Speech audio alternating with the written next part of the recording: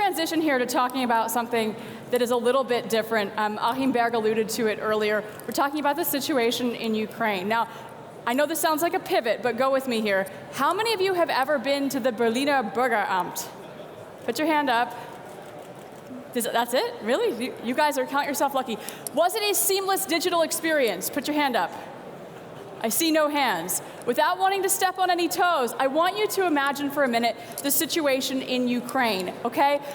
They have shown a remarkably digital infrastructure. If you're familiar with the DIA app, it is a one-stop shop for state-citizen interaction, and it's been remarkably resilient even during the war. Our next speaker is going to talk to us both about what Ukraine needs from the digital community right now and also how they became such a digital powerhouse. It is my great pleasure to introduce, coming to us live from Ukraine, Ukraine's Vice Prime Minister and the Minister for Digital Transformation, Mykhailo Fedorov. Всім доброго дня. Greetings to everyone. Дякую за можливість сьогодні виступити на Thanks a lot сцені for the такого opportunity потужного to івенту. present here today on the scene of such a great event. Да, вже, на жаль, відбувається 4-й місяць війни, коли Росія напала на нашу країну. Unfortunately, we are already in the 4th month of the war when the Russia attacked Ukraine. І на сьогодні війна відбувається не тільки фізично на конкретній території, війна відбувається і в інформаційному просторі, і в кіберпросторі. War takes place not only in physical area, in physical domains, but also in informational areas and information cyber universe. It's also a war. На жаль, сьогодні ми отримаємо унікальний досвід, як використовувати технології для того, щоб перемагати в війні, для того, щоб боротися, для того, щоб продовжувати функціонувати як державі. Today we collect a unique experience how to win the war, how to continue fight and how to remain as a state. І сьогодні я хотів би розповісти вам про кілька кейсів, які зрозуміти, як технологічна Україна відстоює свою демократію і свободу. And today I would like to present you a few cases for better understanding how Ukraine fights to keep its democracy and its freedom. Перший напрямок – це цифрові послуги. First direction are digital services. 2,5 роки тому ми створили наше Міністерство цифрової трансформації. За цей рік відцифрували дуже багато послуг. 2.5 years ago, we created our Ministry of Digital Transformation, and during these years, we created a lot of different services. Дуже важливо, що ми поставили собі завдання стати найзручнішою державою у світі. And it is very important that we put a task ahead of us to become the most convenient, the most service-friendly state in the world. І ми сказали, ми хочемо більше бути схожими на Uber або Booking, аніж на традиційні уряди. And we told to ourselves as a government that we would like to look more Uber or Booking.com than a traditional conservative government. І тоді ми створили бренд Дія, мобільний застосунок, де є всі державні послуги, і ці послуги в кілька кліків схожі на бізнесові проекти. And we created a brand DIIA, where all our governmental and official services are provided, are available, and you have access to them just to each of it just in a few clicks.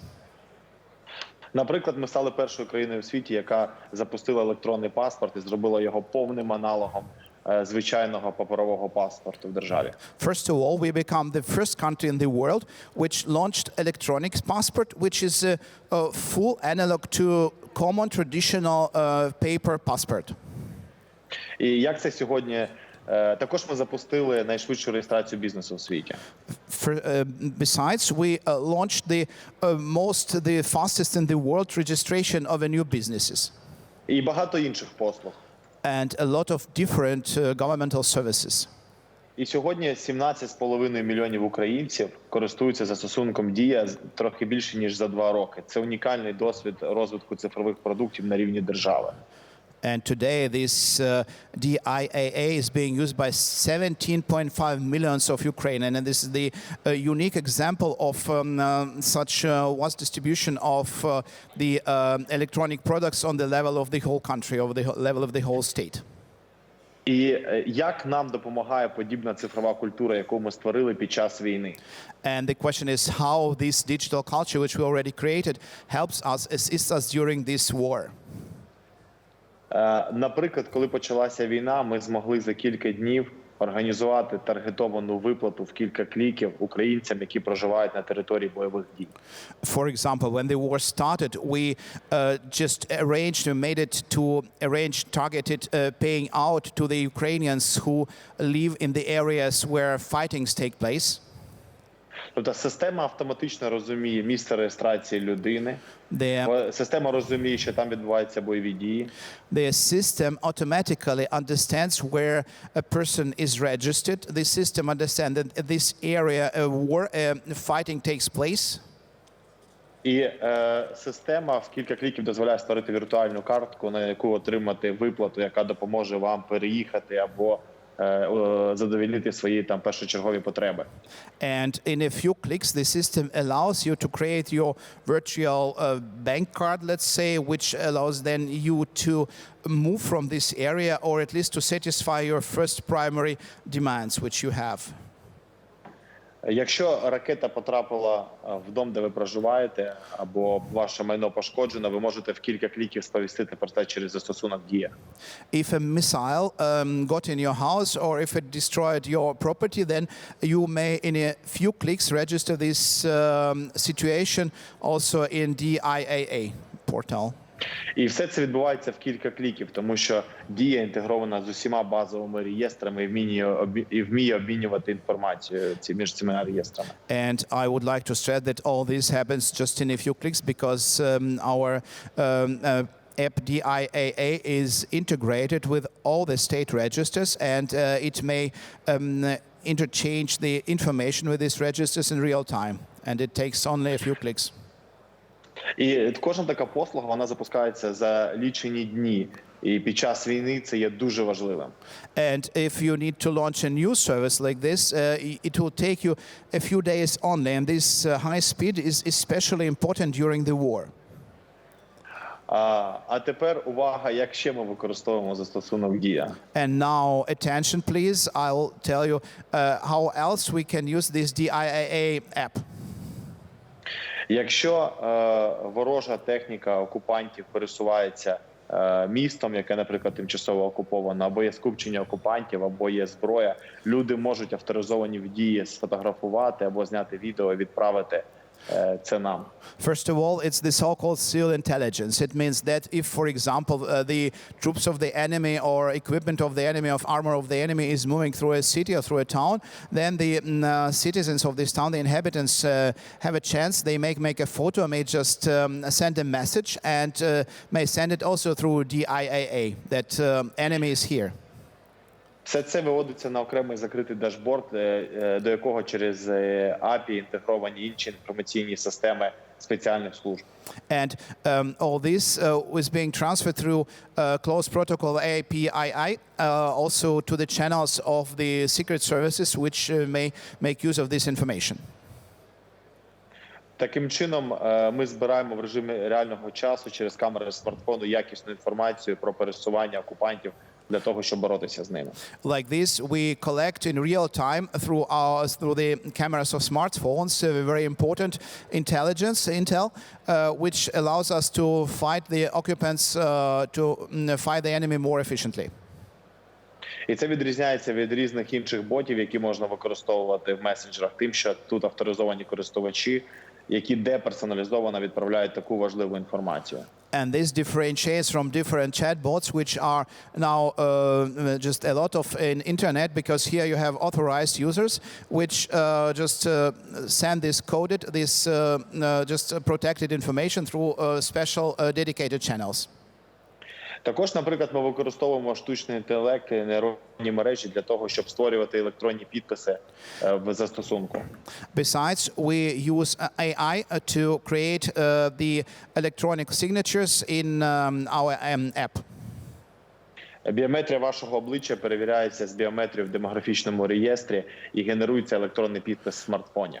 Biometrics of your face is being compared to the your biometrics in already provided register, and after it matches, it generates the electronic signature in your smartphone. А також ми використовуємо штучний інтелект для того, щоб по фото вбитих російських воїнів знаходити їх акаунти в соціальних мережах і розповідати всім друзям про те, що вони сюди прийшли, померли і потрібно забрати їх тіло.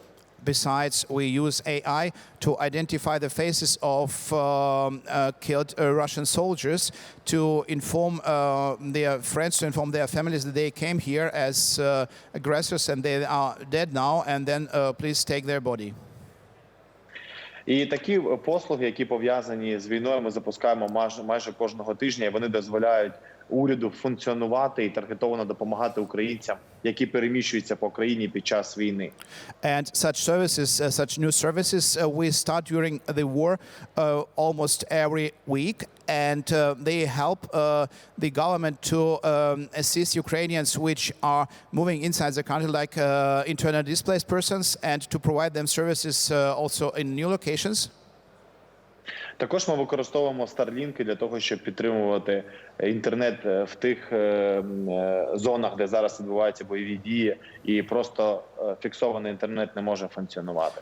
Besides, we use Starlink to support internet connection in the areas where the fighting takes place and where the stationary internet cannot exist anymore. І також завдяки Starlink'ам функціонує вся наша критична інфраструктура. Starlink є резервним джерелом отримання трафіку. And thanks Starlinks, all our critical infrastructure keep functioning, and Starlinks are the backbone for just keeping our traffic on the proper level. За 2 тижні до війни ми запустили одну з найкращих податкових систем і правових для технологічних компаній в світі. 2 weeks before the start of the war, we started one of the most profound, one of the most high-tech system to just consider to record the taxes in the world. Taxes for companies. Команда, яка залучала компанії в Україну, займається тим, що спілкується з усіма компаніями по всьому світу, щоб вони перестали працювати на території Російської Федерації. And today the team which was invited the companies to Ukraine, they are communicating with the companies worldwide and trying to persuade them to stop cooperating with Russia.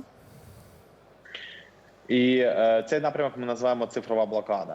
And this direction, this area of our activity we call digital blockade. І маючи можливість сьогодні спілкуватися з великою кількістю компаній, я вас також закликаю перестати працювати з Російською Федерацією, тому що це відкидає Росію на 20-30 років назад. And having the opportunity to communicate with a huge number of companies and also using this chance now today, I also call you to stop cooperating with the Russian Federation, because this will just will drop the Russian Federation 20 to 30 years behind. This will bring it back. І останній приклад я розповім про IT-армію, яку ми створили в перший день війни. And my last example is IT army, which we created in the first days of war. Ми об'єднали кіберволонтерів, компанії, які працюють в напрямку інформаційної безпеки, для того, щоб не тільки захищати інформаційні ресурси, а й контратакувати напади росіян.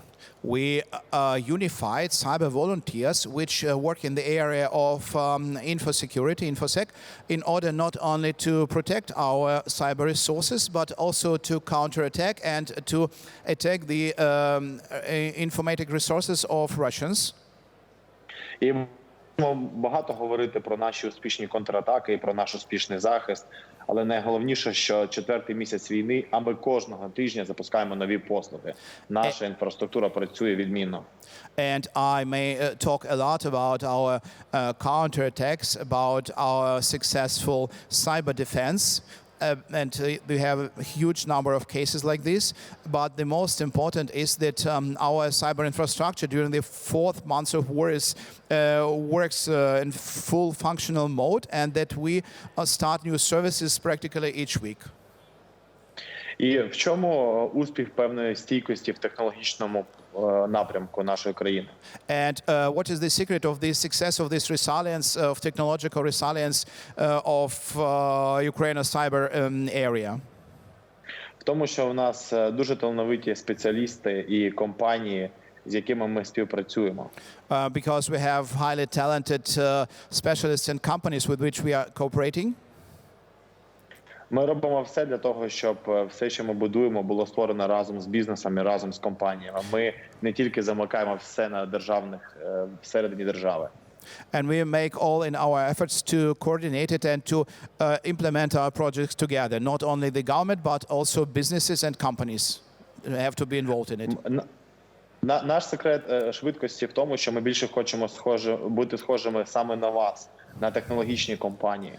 And the secret of our speed and the secret of our success is that we would like to be more like you, like IT companies, like big techs, not like traditional government maybe.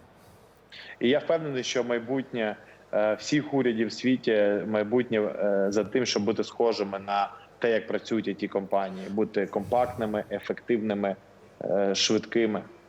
And I am sure that the future of all the governments in the world is to be like big techs, to be compact, to be efficient, to be fast. І закінчуючи мій виступ, я хотів би подякувати всім, хто підтримує Україну сьогодні. And coming to the end of my report today, I would like to thank very much to everyone who supported and who supports Ukraine by today. Виходьте з території Російської Федерації. Please leave the territory of the Russian Federation. Stop business there. Працюйте в Україні з українськими компаніями. Please work in Ukraine, work with Ukrainian companies. Розповідайте про те, що відбувається в Україні. Please tell everyone what happens in Ukraine. Тому що сьогодні наші героїчні воїни, вони захищають не тільки Україну, а й всю Європу. Because today our heroic warriors, they protect not only Ukraine, but they protect also the whole Europe.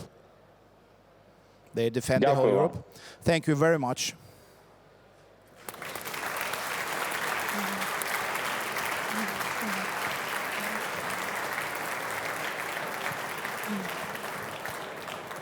Minister Fedorov, thank you very much for being here with us and for delivering this incredibly important message. I think it's come through loud and clear. Stop doing business with Russian companies. We hear you. If you have just a moment, I'd like to ask, Germany is lagging behind when it comes to digital, especially digital public services. What's your advice for German policymakers to accelerate this transition?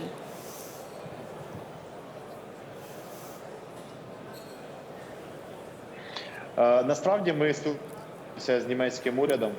Indeed, we are communicating intensively with the German government. Під час війни ми не тільки почали запускати воєнні послуги, ми також нещодавно, наприклад, проводили в Давосі презентацію наших продуктів. During the war, we didn't only start to just launch these military services, but we also provided in Davos presentation of our products and services. І найголовніше, щоб я порадив будь-якому уряду, не тільки уряду Німеччини, це намагатися більше взаємодіяти з сучасними технологічними компаніями і намагатися зрозуміти сучасну поведінку користувачів.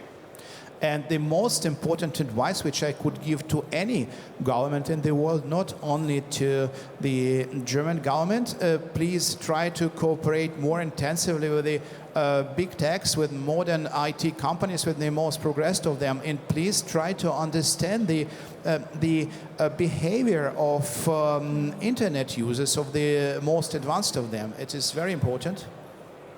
Тому що на сьогодні бізнес навчився надавати суперпослуги в кілька кліків. Because today businesses learned how to provide super services in just a few clicks. Це ми визиваємо таксі, ми бронюємо готелі. We call it taxi, we register, we book our hotels, whatever. Ми робимо переводи, там платіжні системи використовуємо. We translate in IT. We do a lot of things. І уряд також надає послуги. And government also provides its services, Соціальні виплати, social payments, медичні послуги. medical services. І завдання зробити так, щоб громадяни отримували найкращі сервіси. Тому потрібно трансформуватися урядом. And the task is to provide the best quality services to the government, and therefore the governments have the task ahead of them to transform themselves, to undergo this process of transformation. That's my advice. Це ключовий фактор. Yeah, and this is a key factor. Well, thank you for that advice, and thank you again for being so generous with your time. If I may, one final question. You have before you, I know you can't see them, but an audience of people from across industries, from the tech sector, from the mobility sector, from Germany and around the world. Is there anything else you would like to say to them? They're all ears.